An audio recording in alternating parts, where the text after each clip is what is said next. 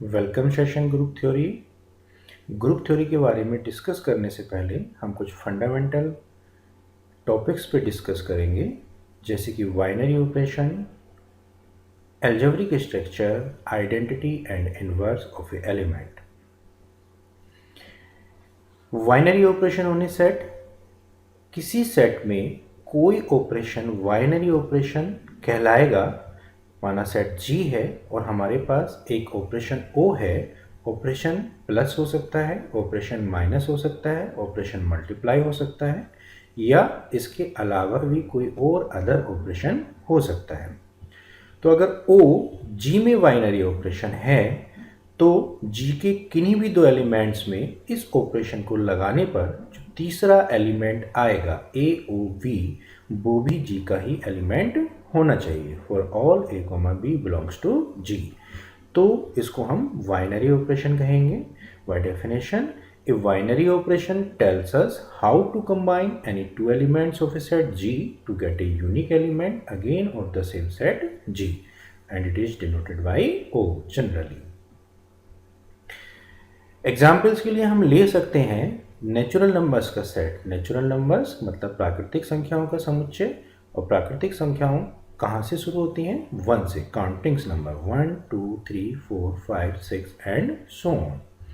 तो एग्जाम्पल्स के लिए हम देखते हैं कि सम ऑफ टू नेचुरल नंबर्स, अगर हम प्लस बाइनरी ऑपरेशन लेते हैं नेचुरल नंबर के लिए, तो sum of two natural number is a binary operation for the set of natural number n, because the sum of two natural numbers is always a natural number। Example given, 3 and 5 belongs to n, और 3 और 5 का sum आता है 8, 8 भी belongs करता है n में। तो this implies that बाकी एलिमेंट्स के लिए भी हम देख सकते हैं कि किन्हीं भी दो प्राकृतिक संख्याओं का योगफल भी हमेशा एक प्राकृतिक संख्या होती है। इसलिए प्लस जो बाइनरी ऑपरेशन है सेट ऑफ नेचुरल नंबर के लिए। लेकिन इसी क्रम में हम आगे देखते हैं कि डिफरेंस यानी कि माइनस साइन जो होता है, तो डिफरेंस जो होता है दो नेचुरल नंबर्स का, वो हमेशा ही एक नेचुरल नंबर नहीं होता। अगर हम किसी बड़े नेचुरल नंबर से छोटे को घटाते हैं तो हमारे पास एक पॉजिटिव नंबर आता है जो कि नेचुरल नंबर होता है। लेकिन किसी छोटे नेचुरल नंबर से बड़े नेचुरल नंबर को घटाएंगे तो हमारे पास हमेशा एक नेगेटिव नंबर आएगा जो n में बिलोंग नहीं करेगा। तो difference of two natural numbers is not defined as a binary operation for the set of natural number, because difference of two natural numbers is not always a natural number। लेकिन ऐसा नहीं है कि difference कभी binary operation होगा ही नहीं। Set of natural number के लिए ये एक बाइनरी ऑपरेशन नहीं है, लेकिन दूसरे किसी सेट के लिए एक बाइनरी ऑपरेशन हो सकता है। जैसे अब हम सेट लेते हैं रियल नंबर्स का, we can see that difference of two real numbers is defined as a binary operation for the set of real number R, because the difference of two real numbers is always a real number। कोई भी दो वास्तविक संख्याएं जैसे 3 और 5 belongs करते हैं R में, तो 3 में से 5 घटाते हैं -2 आता है। -2 भी एक रियल नंबर है इसलिए बिलोंग्स करेगा R में। या 5 में से 3 घटाते हैं तो 2 आता है, और 2 भी एक रियल नंबर है। तो अगर हम किन्हीं भी दो वास्तविक संख्याओं को घटाते हैं तो जो तीसरी संख्या आती है वो हमेशा वो भी वास्तविक होती है। इसलिए जो डिफरेंस है वो सेट ऑफ रियल नंबर्स के लिए एक बाइनरी ऑपरेशन है। तो इसी प्रकार हमने देखा कि एक ही ऑपरेशन है डिफरेंस, जो एक सेट ऑफ नेचुरल नंबर के लिए बाइनरी ऑपरेशन नहीं है, लेकिन सेट ऑफ रियल नंबर के लिए एक बाइनरी ऑपरेशन है।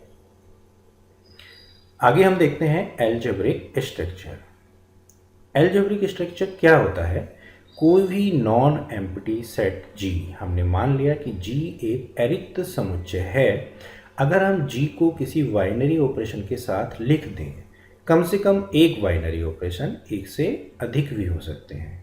कैसा बाइनरी ऑपरेशन के साथ हम इसको लिखें? ऐसा बाइनरी ऑपरेशन जो इसमें डिफाइन है। तो इस कॉम्बिनेशन को हम एक अलजेब्रिक स्ट्रक्चर कहते हैं।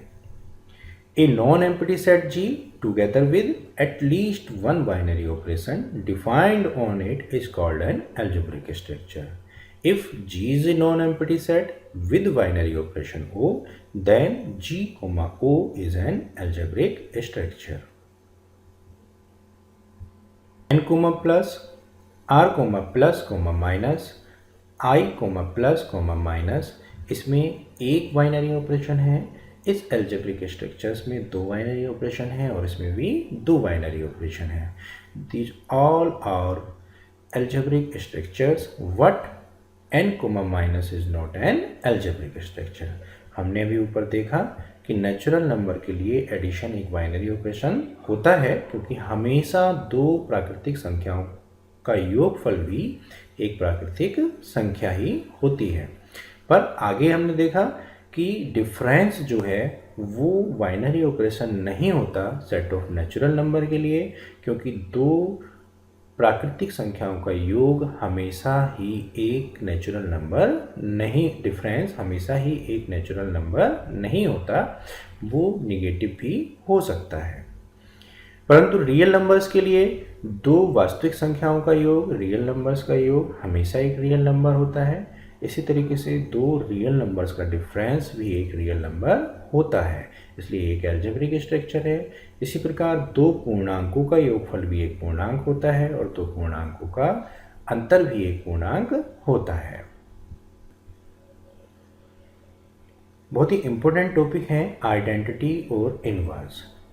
किसी एल्जेब्रिक स्ट्रक्चर के लिए आइडेंटिटी वो एलिमेंट है जिसको दिए हुए बाइनरी ऑपरेशन के साथ उस ग्रुप के, उस सेट के किसी भी एलिमेंट के साथ अप्लाई करें तो हमारे पास वही एलिमेंट आए, अर्थात उस पर कोई फर्क ना पड़े। जैसे एडिशन यानी कि योग के लिए हमें एक आइडेंटिटी एलिमेंट चाहिए, तो हमें एक आइडेंटिटी एलिमेंट कैसी संख्या होगी? एक ऐसी संख्या होगी जिसको किसी भी संख्या में जोड़ें या जिसमें कोई भी संख्या जोड़ें तो हमारे पास वही संख्या आए जो हमने जोड़ी है। तो ऐसी संख्या हमारे पास क्या होती है? जीरो। अगर हम जीरो को किसी भी संख्या में जोड़ते हैं तो हमारे पास वो की वही संख्या आ जाती है। तो जीरो एडिटिव आइडेंटिटी होती है, since a plus zero is equal to zero plus A is equal to A होता है for all a belongs to real number. इसी तरीके से वन मल्टीप्लिकेटिव आइडेंटिटी होती है, तो a cross one is equal to one cross A is equal to A, क्योंकि one की अगर हम किसी भी संख्या से मल्टीप्लाई करें या वन की किसी भी रियल नंबर से मल्टीप्लाई करें तो हमारे पास वही रियल नंबर आएगा। तो इस प्रकार हमें अब हम देखते हैं कि किसी भी एलिमेंट का इन्वर्स क्या होता है। If G, O V an algebraic structure with identity E and A V any element of G if there exists an element B in G such that AOV is equal to हो VOAK और is equal to हो EK। मतलब किसी element A जो G में belongs करता है का इन्वर्स एलिमेंट V कहलाएगा यदि G का बाइनरी ऑपरेशन A और B में अप्लाई करने पर हमारे पास G की आइडेंटिटी आए, that is A inverse is equal to V। जैसे अगर हमें किसी एलिमेंट A का एडिटिव इन्वर्स चाहिए तो हमें सबसे पहले ये पता होना चाहिए कि एडिटिव आइडेंटिटी क्या होती है। अभी हमने ऊपर डिस्कस किया था कि जीरो एडिटिव आइडेंटिटी होती है। अब हमें ये देखना पड़ेगा कि A में बाइनरी ऑपरेशन है एडिशन, तो अब हमें ये देखना पड़ेगा कि A में हम क्या जोड़ें कि हमारे पास क्या आ जाए? एडिटिव आइडेंटिटी आ जाए, या ऐसा एलिमेंट जिसमें हम A जोड़ें और हमारे पास एडिटिव आइडेंटिटी यानी कि जीरो आ जाए। ऑब्वियसली A में माइनस ए ऐड करने पर या माइनस ए में A ऐड करने पर हमारे पास जीरो आएगा, इसलिए additive inverse of any real number A is always minus A। इसी क्रम में हम आगे देखते हैं कि मल्टीप्लिकेटिव इनवर्स किसी रियल नंबर का क्या होता है। अब हम मल्टीप्लिकेटिव इनवर्स निकालेंगे किसी रियल नंबर A का। तो मल्टीप्लिकेटिव इनवर्स निकालने के लिए हमें ये पता है कि अब बाइनरी ऑपरेशन हमारे पास क्या है, मल्टीप्लिकेशन, और हम जानते हैं कि मल्टीप्लिकेटिव आइडेंटिटी क्या होती है, 1। तो इसलिए अब हमें एक ऐसी संख्या ढूंढनी पड़ेगी जिसकी हम a से मल्टीप्लाई करें या उस संख्या की a से मल्टीप्लाई करें तो हमारे पास 1 आ जाए। ऑब्वियसली a की 1/a से मल्टीप्लाई करने पर हमारे पास 1 आएगा, इसलिए a का मल्टीप्लिकेटिव इन्वर्स 1 होगा। आइडेंटिटी और इन्वर्स को ठीक से समझने के लिए अब हम एक एग्जाम्पल देखते हैं। If G, O V an algebraic structure with any two elements A, V belongs to G such that A of V is equal to AV upon 2, then find the identity E and inverse of A। यहाँ हमें जो binary operation, binary relation दिया हुआ है वो क्या दिया हुआ है कि AOV बराबर है हाफ ऑफ AV, यानी कि A इंटू V के प्रोडक्ट का हाफ। अब इस बाइनरी ऑपरेशन के लिए हमें आइडेंटिटी निकालनी है और A का इन्वर्स निकालना है। Let E be the identity of G, then AOE is equal to AE upon 2। y given relation AOV is equal to A into V upon 2, इसलिए AOE is equal to A into E upon 2।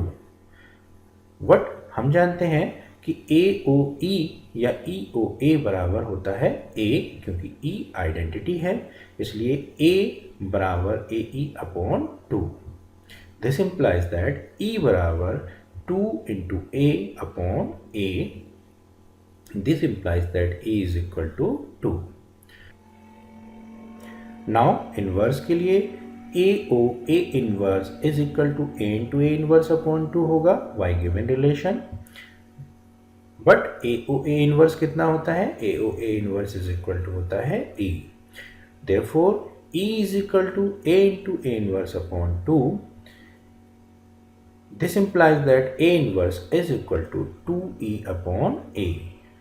But E is equal to 2 हम निकाल चुके हैं, इसलिए E का मान 2 यहाँ रखने पर A inverse is equal to 4 upon A। तो यहाँ हमने ये देखा कि इस बाइनरी ऑपरेशन के लिए आइडेंटिटी एलिमेंट 2 आया और किसी एलिमेंट A का इनवर्स 4 अपॉन A के बराबर आया। आशा करते हैं आपको binary operation, identity, algebraic structure ठीक से समझ में आया होगा। आपका समय देने के लिए धन्यवाद।